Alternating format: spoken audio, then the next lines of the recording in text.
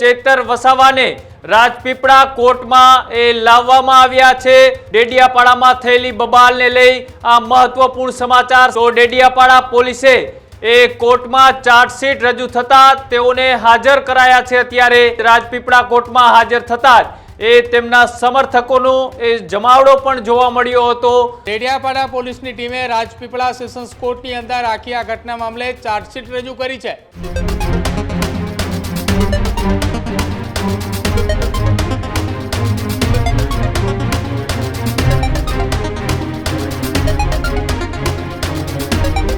મહત્વપૂર્ણ સમાચાર ડેડિયાપાડાના ધારાસભ્ય ચેતર વસાવાને લઈને અત્યારે સામે આવી રહ્યા છે કે જ્યાં ચેતર વસાવા વડોદરા સેન્ટ્રલ જેલમાં બંધ છે, ત્યાંથી તેમને હવે ડેડિયાપાડા લઈ આવવામાં આવ્યા છે। ડેડિયાપાડામાં થયેલી બબાલને લઈ આ મહત્વપૂર્ણ સમાચાર સામે આવી રહ્યા છે કે જ્યાં ચેતર વસાવાને રાજપીપળા કોર્ટમાં લાવવામાં આવ્યા છે। સાથે જ વાત કરવામાં આવે તો ડેડિયાપાડા પોલીસે કોર્ટમાં ચાર્જશીટ રજૂ થતા તેઓને હાજર કરાયા છે અત્યારે, અને સાથે જ રાજપીપળા કોર્ટમાં હાજર થતા જ તેમના સમર્થકોનો જમાવડો પણ જોવા મળ્યો હતો। અને વડોદરા જેલમાંથી પોલીસ જાપ્તા સાથે રાજપીપળા લાવવામાં અત્યારે આવી રહ્યા છે ચેતર વસાવાને। આ તમે ટીવી સ્ક્રીન ઉપર જોઈ રહ્યા છો કે ચેતર વસાવાને પોલીસ જાપ્તા સાથે અત્યારે રાજપીપળા કોર્ટ ખાતે લઈ જવામાં આવી રહ્યા છે। ભાજપ નેતા સંજય વસાવા પર હુમલો કરવા બાબતે તેમની સામે જે ફરિયાદ દાખલ થઈ હતી અને તમે જે રીતના જોઈ રહ્યા છો એ રીતના ડેડિયાપાડાના ધારાસભ્ય ચેતર વસાવા અત્યારે રાજપીપળા કોર્ટ ખાતે તેમને લઈ જવામાં આવી રહ્યા છે। જે એક્ટિવિટીની બેઠકમાં બબાલ બાદ તેઓને શરતી જામીન ઉપર 3 દિવસ માટે મુક્ત કરવામાં આવ્યા હતા। તમામ શરતોનું પાલન કરી તેઓ વડોદરાની સેન્ટ્રલ જેલ ખાતે હાજર થતા જ તેમને જે જામીન અરજી મૂકી હતી તેમની નામંજૂર થતા હવે તેમને ગુજરાત હાઈકોર્ટમાંથી પોતાની જે અરજી હતી એ પણ પરત ખેંચી લીધી હતી, કેમ કે ડેડિયાપાડા પોલીસે ચાર્જશીટ રજૂ કરી હતી અને ચાર્જશીટ રજૂ થયાની સાથે જ તેમને વડોદરા સેન્ટ્રલ જેલ ખાતેથી અત્યારે રાજપીપળા કોર્ટમાં લઈ આવવામાં આવ્યા હતા। ત્યાં ચેતર વસાવા સાથે તેમના સમર્થકો પણ મોટી સંખ્યામાં જોવા મળી રહ્યા છે। અને સાથે જ વાત કરવામાં આવે તો ફરીથી હવે ગુજરાત હાઈકોર્ટમાં જામીન અરજીને લઈ પોતાના વકીલ મારફતે અરજી કરે પણ તેવા પણ સંકેતો મળી રહ્યા છે। અત્યારે જ્યાં ડેડિયાપાડાની પોલીસે ચાર્જશીટ રજૂ કરી છે ત્યારે હવે ચેતર વસાવા આગામી દિવસોની અંદર શું રણનીતિ સાથે આગળ વધવાના છે તેમના કેસને લઈ તેની વધારે માહિતી માટે ન્યૂઝરૂમથી મારી સાથે પ્રદીપ જોડાયેલા છે। પ્રદીપ, ચેતર વસાવા શરતી જામીનની તમામ શરતોનું પાલન કરી વડોદરા જેલની અંદર હાજર થયા, ત્યારબાદ હવે ફરીથી રાજપીપળા કોર્ટમાં પોલીસ જ્યારે ચાર્જશીટ રજૂ કરી ત્યારે તેઓ ફરીથી રાજપીપળા કોર્ટમાં હાજર થયા હતા। શું છે વધારે વિગત? કૃણાલ, 5 જુલાઈના રોજ ડેડિયાપાડાની અંદર એક્ટિવિટીની બેઠકમાં જે બબાલ સર્જાઈ હતી એ બબાલના કેસની અંદર આખરે 2 મહિના બાદ ડેડિયાપાડા પોલીસની ટીમે રાજપીપળા સેશન્સ કોર્ટની અંદર આખી આ ઘટના મામલે ચાર્જશીટ રજૂ કરી છે। ચાર્જશીટ રજૂ કરતાની સાથે જ તેમને રાજપીપળા લાવવામાં આવ્યા હતા। 2 દિવસ પૂર્વે જ જ્યારે 11 તારીખે ચેતર વસાવાની ગુજરાત હાઈકોર્ટમાં જામીન અરજીને લઈને સુનાવણી હાથ ધરવામાં આવી હતી, એના બરોબર 1 દિવસ પહેલા જ ડેડિયાપાડા પોલીસની ટીમે કોર્ટની અંદર ચાર્જશીટ રજૂ કરી છે। ચાર્જશીટ રજૂ કરતાની સાથે જ ફરી એક વખત વાત કરવામાં આવે તો આખી આ ઘટનાની અંદર ડેડિયાપાડાના ધારાસભ્ય ચેતર વસાવાની ફરી એક વખત જામીન અરજી મૂકવામાં આવશે।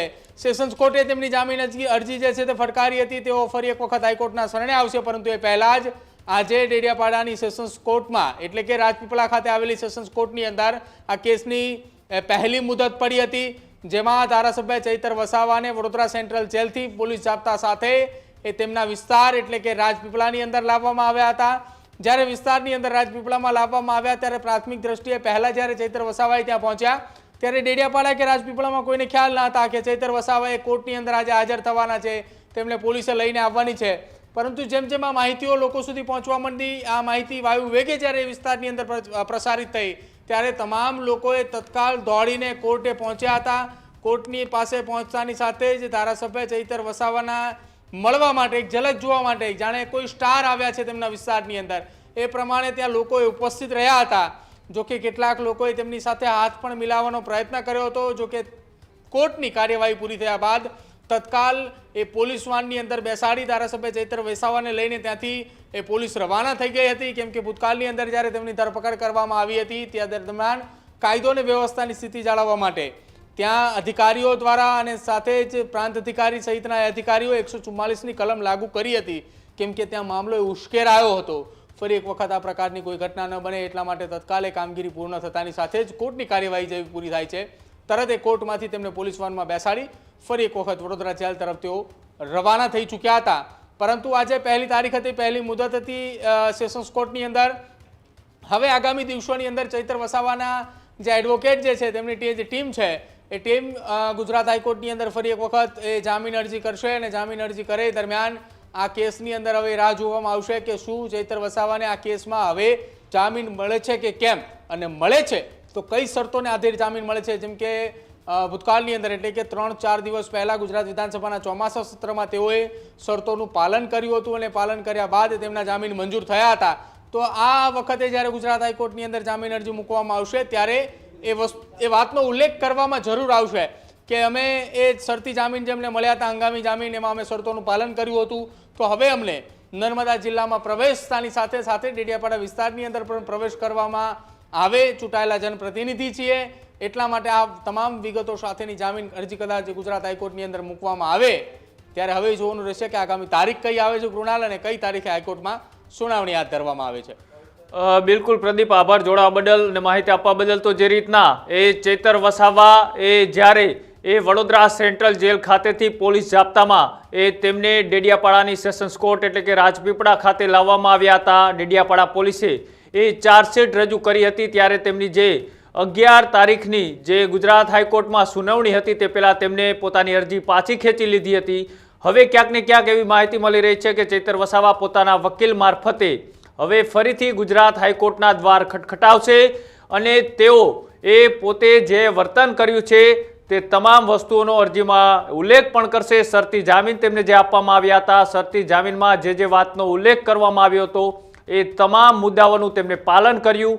જે રીતના તેમને ફરીથી એ વડોદરાની સેન્ટ્રલ જેલ ખાતે હાજર થવાનું હતું તેઓ હાજર પણ થયા અને તેમની જે કોર્ટ દ્વારા જામીન અરજી હતી તે ફગાવી દેવામાં આવી. ત્યારબાદ એ ડેડિયાપાડા પોલીસે ચાર્જશીટ રજૂ કરી એટલે હવે તેમને ફરીથી એ રાજપીપળા ખાતે લાવવામાં આવ્યા હતા. હવે આગામી દિવસોમાં ચૈતર વસાવા તેમના વકીલ મારફતે ગુજરાત હાઈકોર્ટની અંદર એ અરજી કરશે અને અરજી બાદ જ્યારે ગુજરાત હાઈકોર્ટમાં એમની સુનાવણી હશે ત્યારે જોવાનું રહેશે કે સરકારી વકીલ અને ચૈતર વસાવાના વકીલ દ્વારા કયા પ્રકારની દલીલો કરવામાં આવે છે.